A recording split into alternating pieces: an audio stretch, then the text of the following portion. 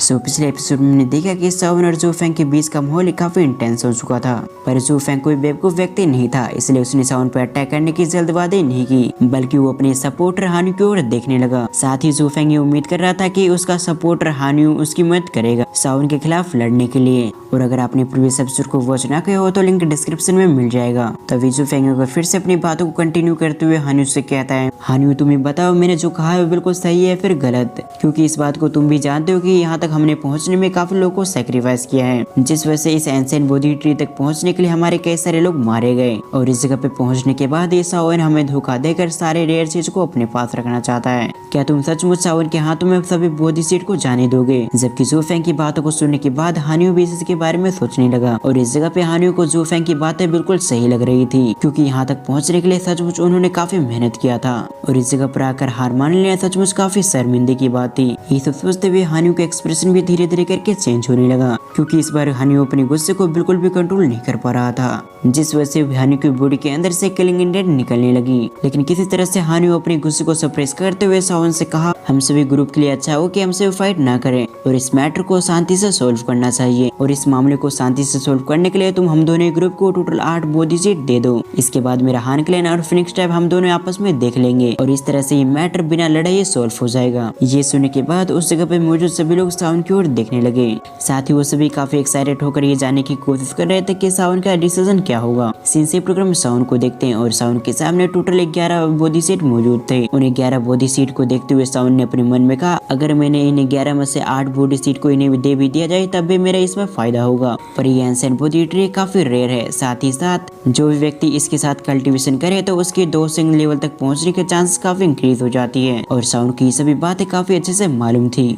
और तो हान क्लैन और फिनिक्स ट्राइब साउंड के काफी बड़े दुश्मन हैं, इसीलिए अगर सावन ने अपने दुश्मनों को अपनी बोधी सीट दे दिया तो ये सभी लोग इन फ्यूचर सावन पे अटैक करने की जरूर कोशिश करेंगे। साथ ही उस टाइम सावन का सामना इन सभी से होगा, तब सावन के लिए मुश्किलें खड़ी होगी। इसलिए अच्छा हो कि सावन अपने दुश्मनों को पावरफुल न बनने दे। और इसके अलावा भी ये बोधी सीट पील रिफाइन करने में काफी मदद करती है और इन पीलों का इस्तेमाल अलग अलग कामों के लिए किया जाता है। ये सब सोचने के बाद सावन ने उनकी ओर देखते हुए कहा, अगर मैं ना दूं तो तुम मेरा क्या कर लोगे? अब जैसे सावन के सभी के कानों में पड़े वो सभी सरप्राइज हो गए, क्योंकि उन सभी ने एक्सपेक्ट नहीं किया था कि सावन फिनिक्स ट्राइब और हान क्लैन को एक साथ चैलेंज करने की कोशिश करेगा। इसलिए जैसे सावन ने इन्हें एक भी स्पिरिचुअल फ्रूट देने से मना किया उसी समय ये सभी सरप्राइज हो गए। जबकि दूसरी तरफ हानियो और फिनिक्स ट्राइब की बात की तो वो सभी काफी गुस्से हो गए। तभी हानियो ने फिर से सावन से सवाल किया, क्या तुम सचमुच बोधी सीट हमें नहीं दोगे? क्योंकि मना करने का मतलब साफ है कि तुम हम दोनों ही क्लैन को चैलेंज कर रहे हो, और अगर ऐसी बात है तो फिर तुम सभी इस जगह पे मरने के लिए तैयार हो जाओ। ये कहने के साथ ही हानियो जू फेंग के ग्रुप के साथ आगे की ओर बढ़ने लगा और कुछ सेकंड्स के अंदर उन सभी ने सावन के ग्रुप को पूरी तरह से घेर लिया था।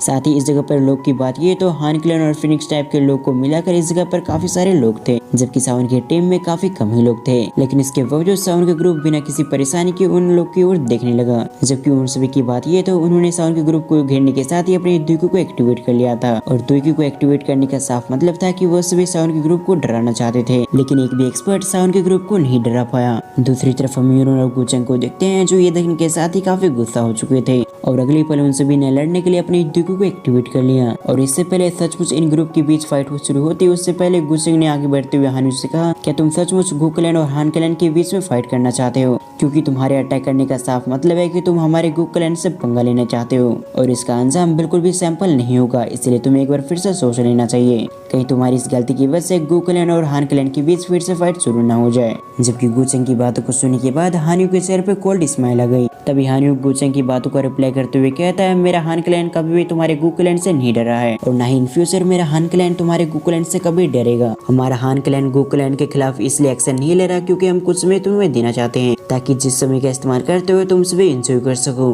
और जैसे ही समय खत्म होगा तो हमारे हान क्लैन से तुम्हारे गु क्लैन को कोई भी नहीं बचा पाएगा। ये कहने के साथ ही हानियो की नजर सावन पे पड़ी।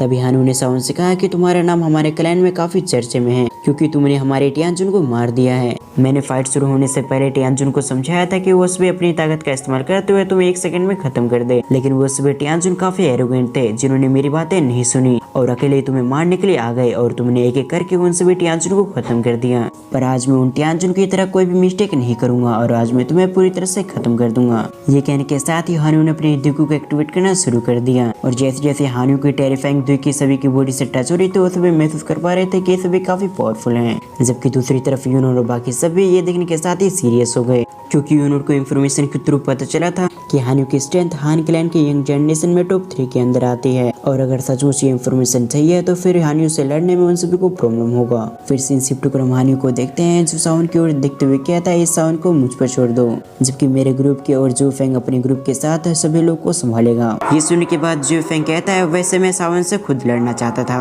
पर अगर ब्रदर हानु सावन से लड़ना चाहते हैं तो फिर मैं उनके मैटर में इंटरफेयर नहीं करूंगा और जहाँ तक रही सावन के ग्रुप को संभालने की बात तो मैं और मेरा ग्रुप इसे संभाल लेगा। ये कहने के साथ ही जू फेंग अपने ग्रुप के साथ सावन के ग्रुप से लड़ने के लिए आगे की ओर बढ़ गया। जबकि दूसरी तरफ सावन के ग्रुप के मेंबर्स ये देखने के साथ ही कि सभी लोग उन पे अटैक करने के लिए आ रहे हैं, उन्होंने भी बिना समय गवाए लड़ने के लिए आगे की ओर बढ़ गए और अगले पल उन सभी में एक जबरदस्त बैटल शुरू हो गई। जबकि सीन शिफ्ट होकर हम हानु को देखते हैं जो सावन की ओर देखते हुए कहता है अगर मेरा अंदाजा गलत नहीं है तो तुम्हारे पास जरूर तो उसी एंशिएंट एम्परर जेड टोकन होगा। ये सुनने के बाद सावन के चेहरे पे स्माइल आ गई। तभी सावन ने उससे कहा अगर तुम लेना चाहते हो तो तुम्हारे पास एबिलिटी होनी चाहिए, तभी जाकर तुम जेड टोकन ले पाओगे। जिस पर हानु ने कहा तुम बहुत ज्यादा बकवास करते हो, लेकिन मैं ये जरूर देखना चाहूंगा कि तुम सिर्फ बड़ी बड़ी बातें ही करते हो या फिर तुम भी अपने शब्दों की तरह पावरफुल हो। ये कहने के साथ ही हानु पावरफुल पंच लेकर सावन पे अटैक करने के लिए उसकी ओर बढ़ गया। जबकि दूसरी तरफ ये देखने के साथ ही सावन ने अपने हेवनली फ्लेम से अपने हाथों को लपेट लिया और अगले पल सावन ने अपने एक पावरफुल पंच क्रिएट करते हुए हानु को पेट में दे मारा और सावन का ये अटैक इतना पावरफुल था कि सावन की पावर की वजह से स्पेस पे फट गई थी। जिसके अगले पल हानु जिस स्पीड के साथ सावन पे अटैक करने के लिए आया था उस स्पीड के साथ वापस चला गया, लेकिन कुछ समय बाद हानु ने अपने आप को संभाल लिया। तभी हानु ने अपने मुंह के साइड के ब्लड को पूछते हुए शौक होते हुए कहा क्या तुम 9 स्टार डॉजों के पीक पे आ चुके हो। ये सुनने के बाद सावन ने हानु की बातों का रिप्लाई करते हुए कहा ये तुम्हारे हान क्लैन की वजह से है, क्योंकि तुम लोग की वजह से मैंने अपने आप को इस लेवल तक पुश किया है जिस वजह से मैं आज यहाँ तक पहुँच पाया। ये सुनने के बाद तो हानु को गुस्सा और भी बढ़ गया और हानु को गुस्सा इतना बढ़ चुका था कि उसके फेस पे भी देखा जा सकता था। इसके अगले पल हानु अपनी ब्लड लाइन को एक्टिवेट करने लगा जिस वजह से उसके माथे पे उसके क्लैन टैटू अपीयर हो चुका था। इसके अगले पल हानु ने अपने दोनों हाथों में अपने द्विको को इकट्ठा कर लिया। इसके अगले पल हानु को पूरी शरीर में द्विकी फैल गई, जिस द्विकी को महसूस करते हुए हानु हंसने लग गया। जबकि दूसरी तरफ सावन के चेहरे पे भी स्माइल आ गई। तभी सावन ने हानु से कहा तुमने अपने क्लैन टैटू को अपीयर करने के बावजूद 8 स्टार डॉजों की पावर को अचीव किया है, लेकिन मैं तुम्हें बता दूं मुझे हराने के लिए इतनी पावर काफी नहीं है। इनफैक्ट तुम अपनी 8 स्टार डॉजों की पावर के साथ मुझे हराने की बात तो छोड़ ही दो, तुम मुझसे सही से लड़ भी नहीं पाओगे। ये सुनने के बाद हानु का एक्सप्रेशन चेंज हो गया। तभी हानु ने सावन से कहा क्या तुम्हें सचमुच लगता है कि मेरी पावर काफी नहीं है तुमसे लड़ने के लिए, लेकिन मेरी पावर तुमसे लड़ने के लिए काफी है या फिर नहीं ये तो तुम्हें तभी पता चलेगा जब तुम मेरे अटैक का सामना करोगे। ये कहने के साथ ही हानु ने अपनी सोल डिस्ट्रॉइंग पाम टेक्निक से सावन पे अटैक कर दिया और जैसे हानु ने अपनी सोल डिस्ट्रॉइंग पाम टेक्निक को एक्टिवेट किया था उसी समय आसपास की स्पेस पूरी तरह से फट गई और इन स्पेस को फाड़ते हुए इनके अंदर से 2 जायंट हैंड निकले जो सावन को मसलने के लिए सावन की ओर बढ़ने लगी।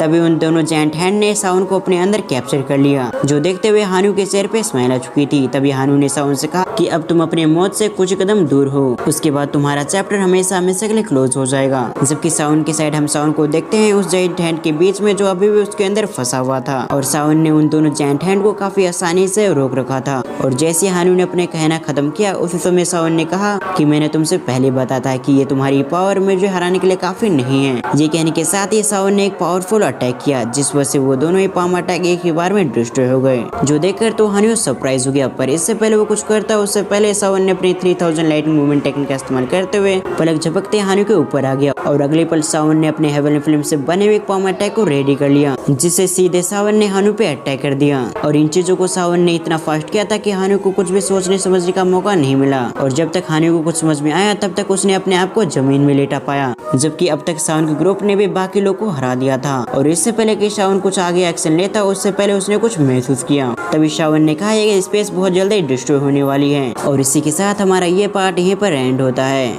आपको ये वीडियो कैसी लगी आप मुझे कमेंट करके जरूर बताएं और अगर आप इस सीरीज का नेक्स्ट पार्ट देखना चाहते हैं तो इस वीडियो पे 1K लाइक कंप्लीट करें। तो वीडियो को फुल वॉच करने के लिए थैंक्स फॉर वॉचिंग।